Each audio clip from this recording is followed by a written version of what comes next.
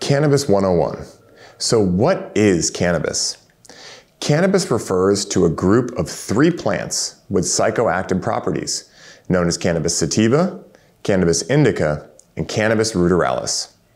When the flowers of these plants are harvested and dried, you're left with one of the most well-known plant medicines in the world. Some call it weed, some call it pot, and others call it marijuana. Within the cannabis plant, there are over 540 known chemical substances, with more popular aspects of this pool being delta-9 THC and CBD. However, it is rumored that we have only begun to scratch the surface of the totality of constituents within the cannabis plant and their individual effects, uses, and interactions with one another. One thing I want to state here for each of you that may clear up some confusion is that cannabis and hemp, which I imagine is another term you've heard before, are actually the same plant. However, any plant considered hemp is due, at least in the US, to the characteristic of some cannabis plants having 0.3% delta-9 THC or lower content within them, which then constitutes them as hemp rather than cannabis. In the fastly growing world of cannabis, it is safe to say with new research coming out seemingly each week that our understanding of the totality of the cannabis plant is going to continue to broaden and allow us to heighten our ability to see the full spectrum utilization of the world's most popular, yet also highly misunderstood, sacred plant medicine. So now that we touched on the question of what cannabis is, let's take a look into the brief history of the plant to allow each of you to have a deeper context behind how cannabis has gotten to where it is today. So what are the constituents of cannabis? The main constituents of cannabis that we are going to be going over within this section today are cannabinoids, terpenes, and flavonoids. By understanding each of these and their role within the totality of the cannabis plant, you will be much better equipped to understand the inner workings of the cannabis plant and to demystify how to accurately find the perfect cannabis for your needs. So cannabinoids, simply put, are compounds found within the cannabis plant, with some of the most popular cannabinoids including delta-9 THC, CBD, and CBG, to name but a few. To date, as we previously touched upon, there are over 540 different compounds within the plant, with 66 of those compounds being the current extent of cannabinoids found within the plant. Cannabinoids exert their effects by interacting with specific cannabinoid receptors present on the surface of our cells. These receptors are found in different parts of the central and peripheral nervous systems, and the 2 main types of cannabinoid receptors in the body are the CB1 receptor and the CB2 receptor, which we'll be discussing in more detail at the end of this module. While it would be far too lengthy to explore all of these cannabinoids in detail, what I want you each to understand is that cannabinoids function as the gas and brake pedal within our cannabis experience. Cannabinoids such as delta-9 THC, which are intoxicating cannabinoids as they bind to the CB1 receptor sites, provide the quote-unquote gas pedal, so to speak, while cannabinoids such as CBD, which are not intoxicating as they do not bind to the CB1 receptor sites, provide the quote-unquote brake pedal, so to speak, within our cannabis experiences. This is one of the main reasons I have always kept nano-encapsulated CBD handy during my ceremony work with the plant, so that if someone wants to come back down and potentially took too much, I can bring them down by using CBD to counteract any negative side effects from the more intoxicating, gas pedal dominant cannabinoids, such as delta-9 THC.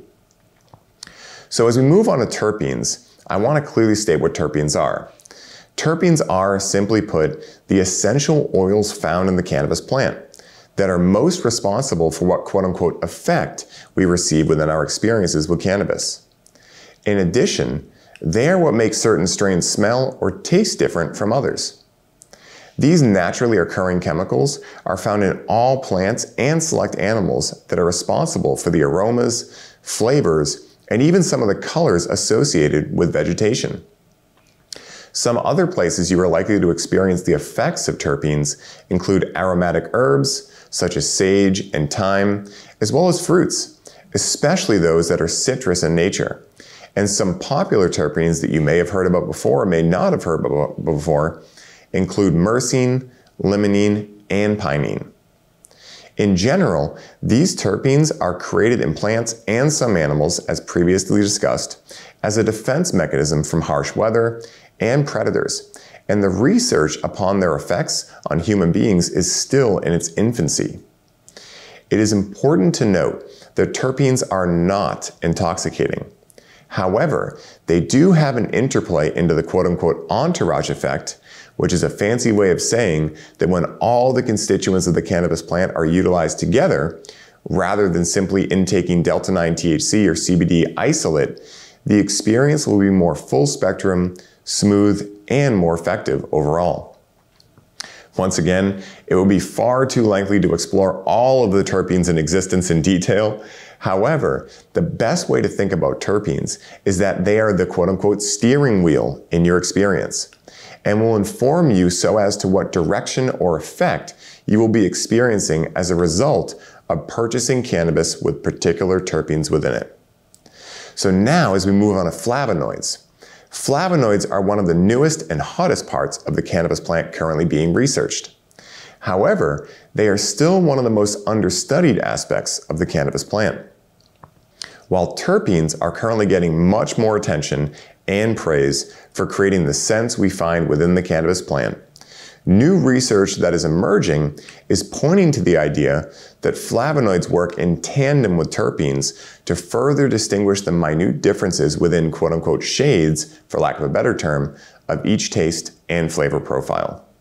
For instance, there may be two varieties of cannabis that are both high in the terpene limonene, yet there will be a slight difference in the way that limonene hits the senses of the user. Now, an analogy I like to bring this home with is that while vanilla is one of the genotypes, quote-unquote, of ice cream, there are many subspecies or phenotypes of vanilla that are distinctly different, yet still within the realm of the same genotype of vanilla.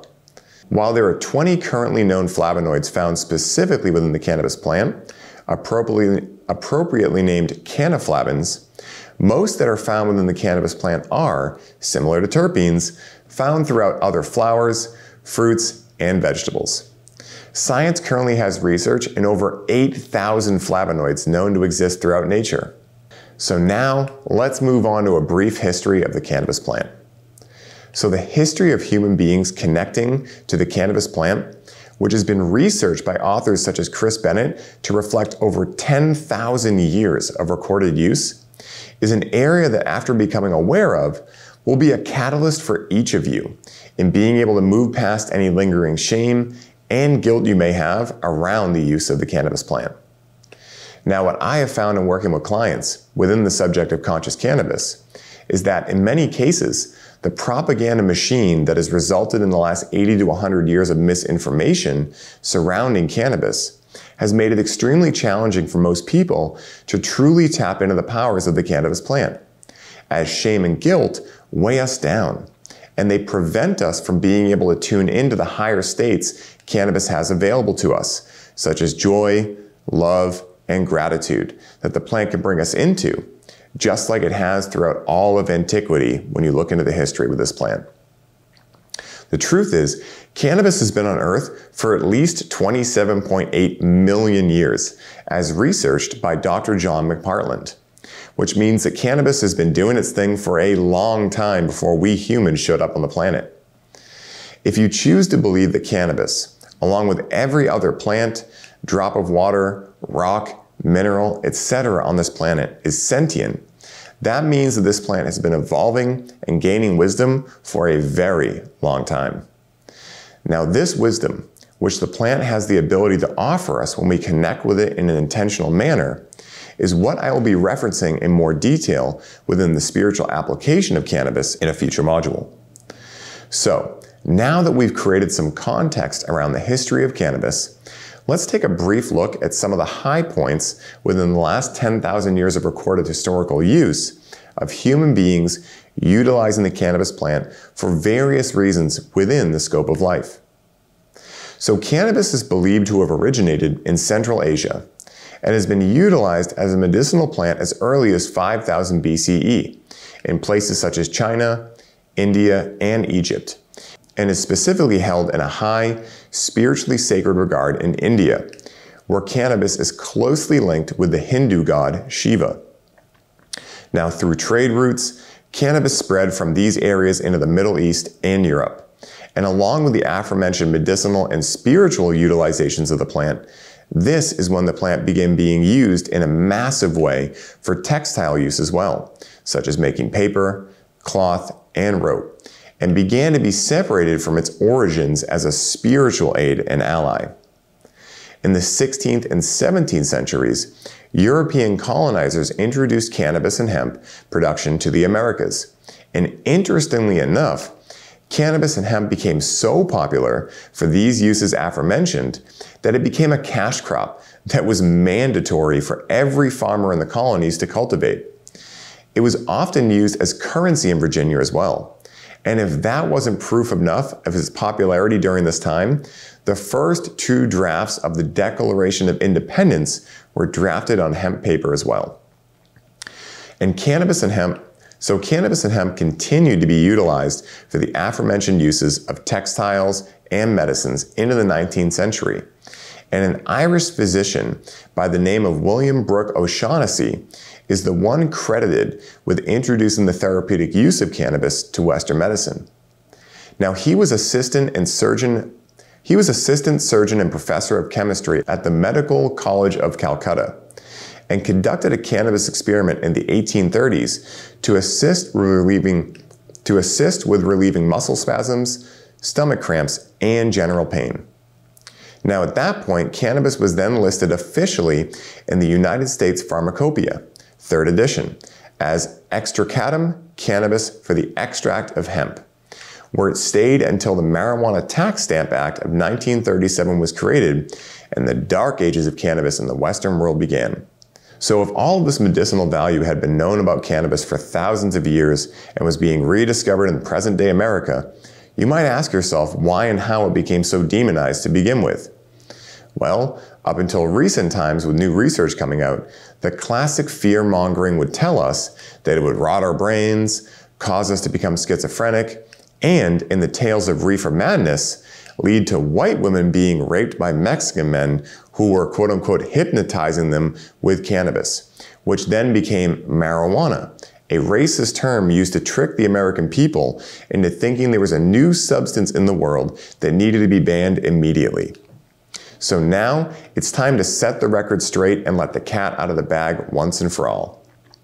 Make sure you guys strap yourselves in for a wild ride into the levels that fear-mongering and beliefs not based in any amount of factual-based inquiry will go to outlaw a medicine that, up until the point it was demonized, was assisting countless individuals in achieving well-being within the totality of their lives. Now, it is important to note that there is a theory that the reason cannabis was demonized was actually a result of a collaboration between the DuPont company, whose main investor was a man by the name of Andrew Mellon, William Randolph Hearst, Harry Anslinger, and various industrial interests. The theory is that cannabis was outlawed due to the invention of a machine called the decorticator, which made it possible to produce hemp and cannabis products cheaper. Now, with the cheaper production, hemp was supposed to be a threat to chemical interests that made their money from oil. It was alleged that hemp was a threat to various fibers such as nylon, rayon, and cotton. Now, while there is no evidence to directly support this claim, what we know for sure is that Hearst and Mellon were at the center of a vicious anti-cannabis campaign based on racism, sensationalism, and the social control of ethnic minorities. Now, while racism and sensationalism are strong allegations, let's take a look at the roles of Hearst, Mellon, and Harry Anslinger. So William Randolph Hearst controlled a journalism empire that dwarfed any other journalism source for the time. In 1923, Hearst released a paper through his journalism entity that stated marijuana is a shortcut to the insane asylum. Smoke marijuana cigarettes for a month, and what was once your brain will be nothing but a storehouse for horrid specters. Now, that may sound crazy enough. However, the incredibly false allegations do not stop there. In 1928, a Hearst paper reported that marijuana was known in India as the murder drug. It was common for a man to catch up a knife and run through the streets hacking and killing everyone he encountered. Now, the article went on to report that one could grow enough cannabis in a window box to quote-unquote drive the whole population of the United States stark, raving mad. So moving on to Harry Anslinger, in 1930, he became the first director of the Federal Bureau of Narcotics. He was then appointed to the position of Secretary of the Treasury by his good friend and wife's uncle, Andrew Mellon. Anslinger was an avid proponent of cannabis prohibition and had minimized the quote-unquote dangers of cannabis before he was appointed into that position. However, after he was appointed, he began a campaign based on racism and violence. Now, Anslinger did not choose to hide his prejudice, as he made comments like, "There are 100,000 total marijuana smokers in the US, and most are Negroes, entertainers, and others." Pretty crazy to hear, right? So Anslinger was actually the individual responsible for changing the terminology around cannabis to marijuana in order to tie the drug to anti-Mexican prejudice, and can most commonly be seen in this light within the famous anti-cannabis propaganda film Reefer Madness, where men turn to violence and women turn to sexual promiscuity.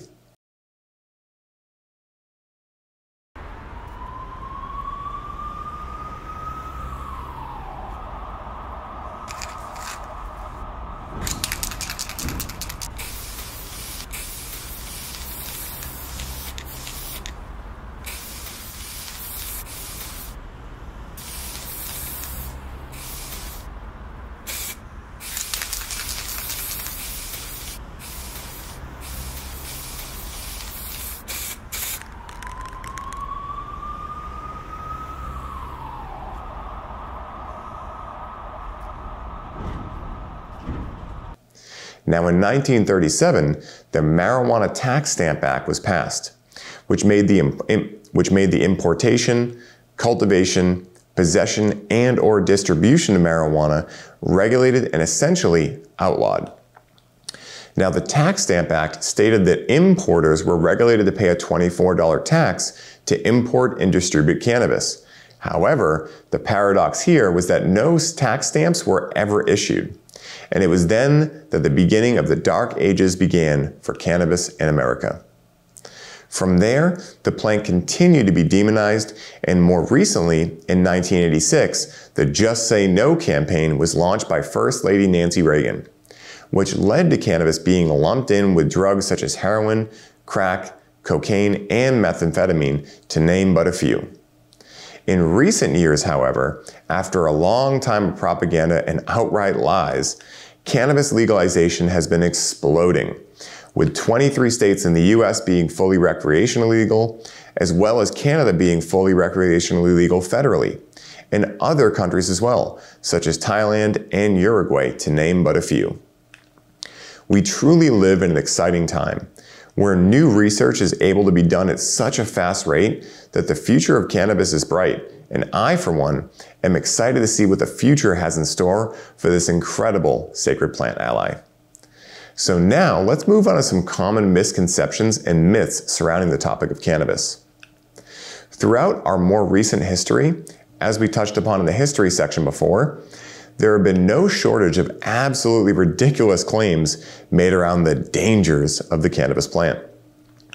Now, as each of you are intending to be empowered in your knowledge and understanding around the plant, it is ever important to understand these myths, where they come from, and their falsehoods, so that we can continue to rid the shame and guilt that so many of us have felt surrounding the subject of cannabis as a whole.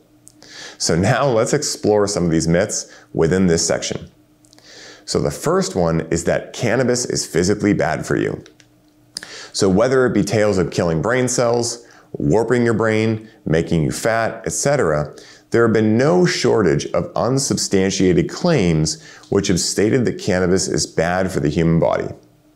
The theory that cannabis smoking caused cancer was based on the presence of tars and combustion products in cannabis smoke, similar to those found in the carcinogenic smoke of the chemical-filled tobacco cigarettes sold on the market in the present day. However, long-term studies of cannabis smokers, even heavy smokers, have repeatedly found that they have less cancer than the general population, as well as less respiratory problems in general. Now, within the killing brain cells propaganda, not only does cannabis not kill brain cells, it actually appears to protect them from injury, protect them from the dangers of substances like alcohol, and actually stimulates the growth of new brain cells, aka through a process we know as neurogenesis. Furthermore, studies examining long-term heavy cannabis users found that their brain structure was exactly the same of non-smokers.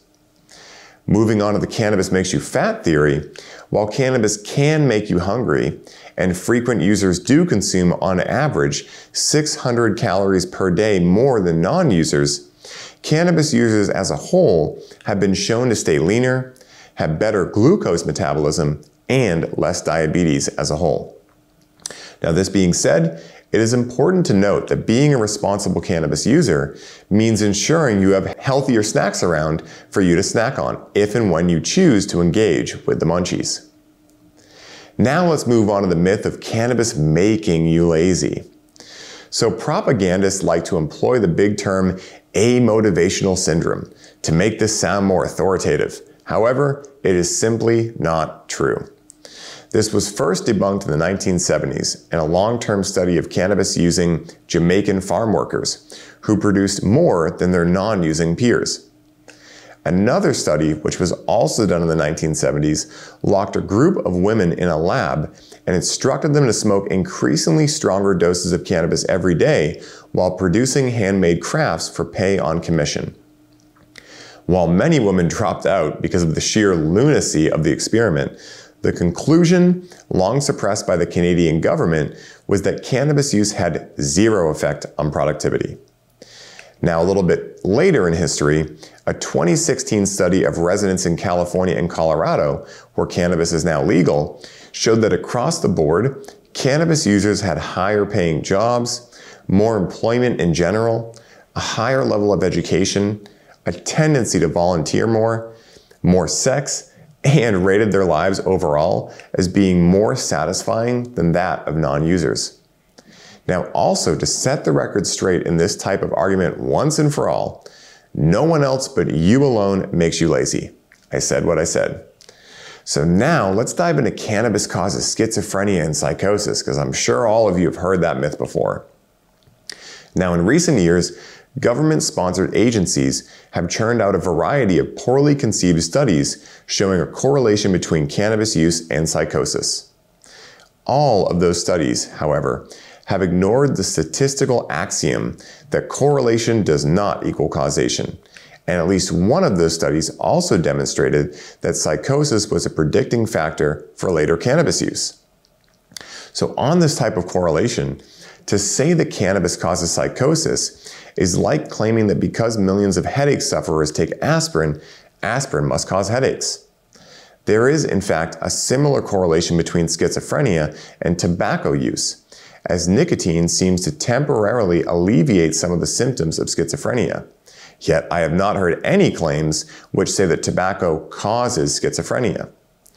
Studies in which cannabis was given to schizophrenic patients demonstrated that it helped improve their cognitive abilities and function in general. Now, a Harvard University study adds support to the role of genetic factors in schizophrenia and states that cannabis does not increase the risk of developing the disorder.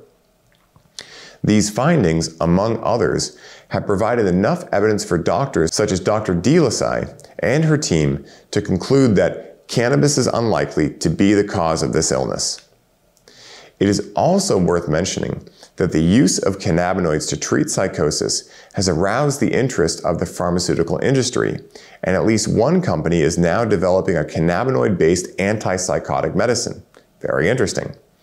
So now, let's look into the myth that cannabis has no medical value. So this is the claim that still to this day, government agencies in several countries maintain, including the federal government in the United States, even while licensing cannabis drugs from pharmaceutical companies and ignoring clinical trials and research originating from more enlightened nations, such as Israel. Clinical evidence, as we have explored, mounts for the effective use of cannabis in neuropathy, multiple sclerosis, Crohn's disease, muscle spasticity, and cancer treatment. So here in the US, where 38 states now allow the medical use of cannabis and 23 states allow the recreational use of cannabis, there is still an idea in some of the states that only the most seriously sick should have access to this medicine. Within this type of idiocracy, it is worth noting that cannabis has never caused one death in human history and is, based on those statistics, one of the safest medicines on planet Earth. Also, as a side point, did you know that the US government, which has federally scheduled cannabis as a Schedule I substance, meaning it has no medicinal value, also holds a patent, patent 6630501, on cannabis being a neuroprotectant in treating issues such as oxidative stress resulting from conditions including strokes, autoimmune disorders, age-related issues, and more? So as I am sure you can see now, the propaganda machine has been hard at work to keep these things under wraps. However, part of the power that each of you now hold in having watched this module is the ability to begin helping not only yourself, but others as well, to break through the lies and confusion and be able to utilize the plant in your life without the shame and guilt that has so wrongly been associated with this plant over the last 80 to 100 years in particular.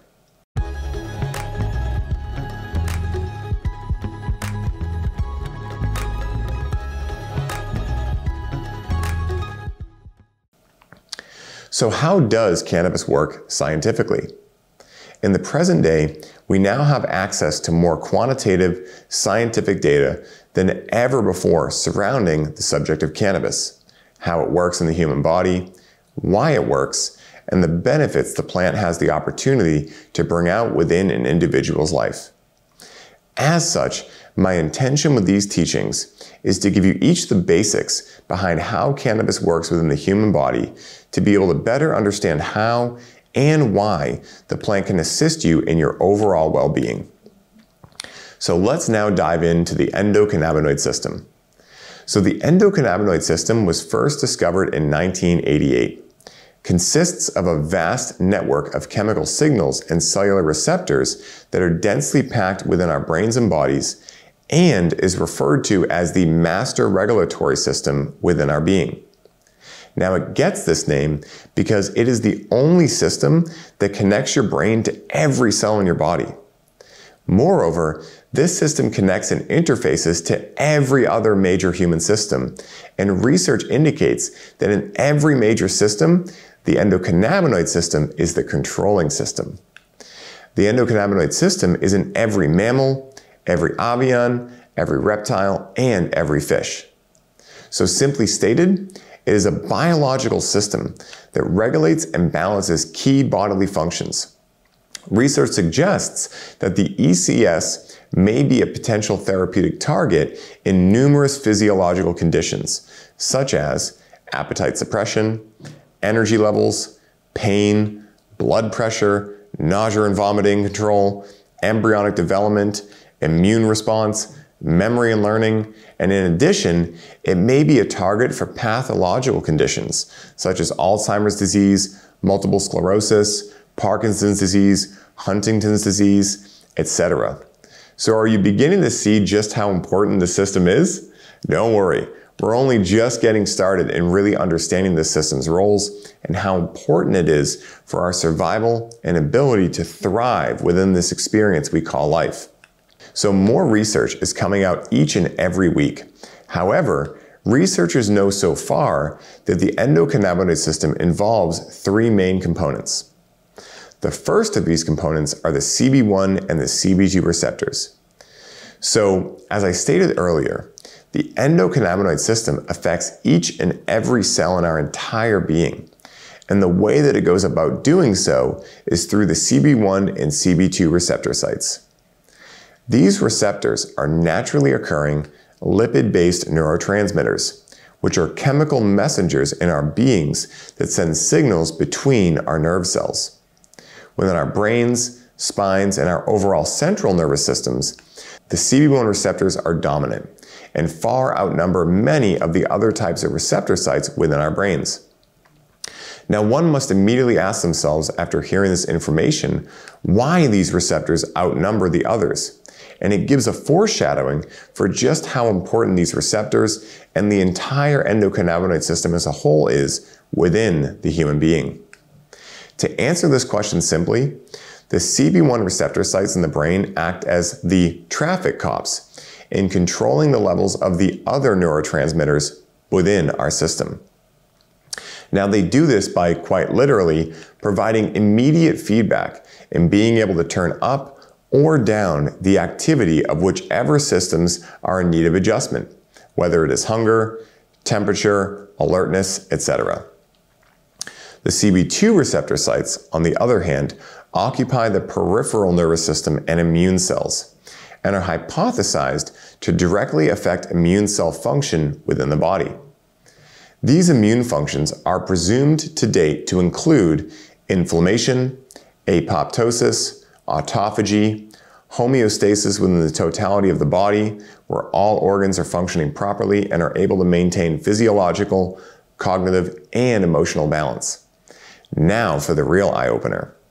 While the phytocannabinoids, which are found within the cannabis plant and which we will be going over later within this teaching, can stimulate and affect this system, there is a whole other set of cannabinoids called endocannabinoids, which are endogenous in nature, and as the name suggests, are produced endogenously within our bodies. So to dive a little bit into endocannabinoids, the second component of the system are the endogenous cannabinoids made within our bodies, and the corresponding phytocannabinoids found within the cannabis plant. So the term endo translates to within, as in this case, they are made from within our beings. These endocannabinoids, such as the most currently studied two, including anandamide, also called the bliss molecule, stemming from the Sanskrit word ananda, which means bliss, and 2-AG, stimulate these endocannabinoid receptors, the CB1 and CB2 receptors, within our brains and our bodies. And they do this by directly working in the CB1 and CB2 receptor sites. And once again, they play a big role in harmonizing the body's ability to enter homeostasis. Moreover, they perfectly mimic many of the therapeutic benefits stemming from the phytocannabinoids we will be discussing in the next section, such as delta-9 THC and CBD. So now let's dive into phytocannabinoids. So phytocannabinoids are cannabinoids which occur naturally in the cannabis plant, and as chance would have it, just so happen to be able to interact directly with our CB1 and CB2 receptors within our being. Coincidence? I think not.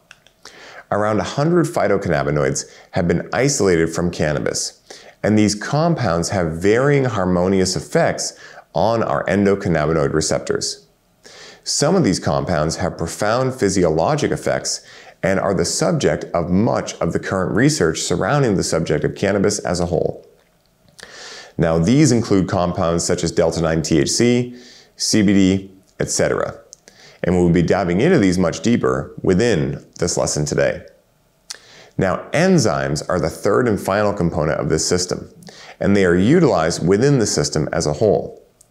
So just as the endocannabinoids are synthesized on demand they are also degraded when they're no longer needed.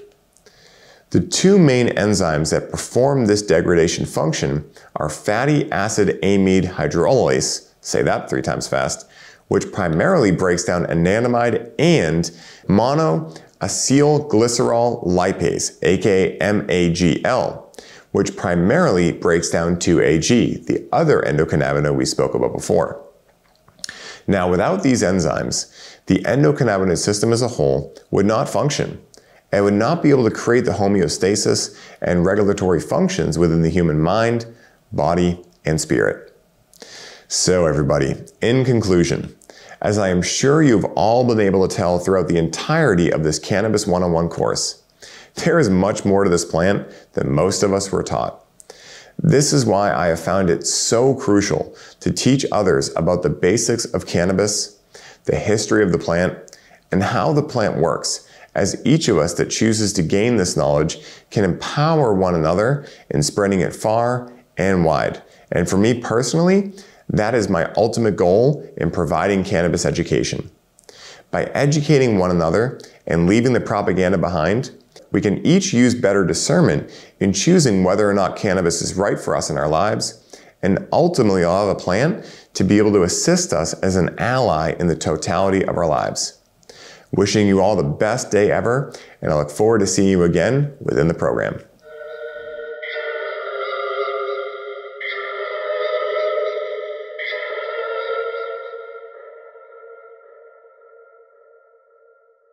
So you may hear things of, this is 57% sativa or different percentages. So some of the common folklore of where the indica plants kind of bring you down more is theorized to be from that the plants exist closer to the ground.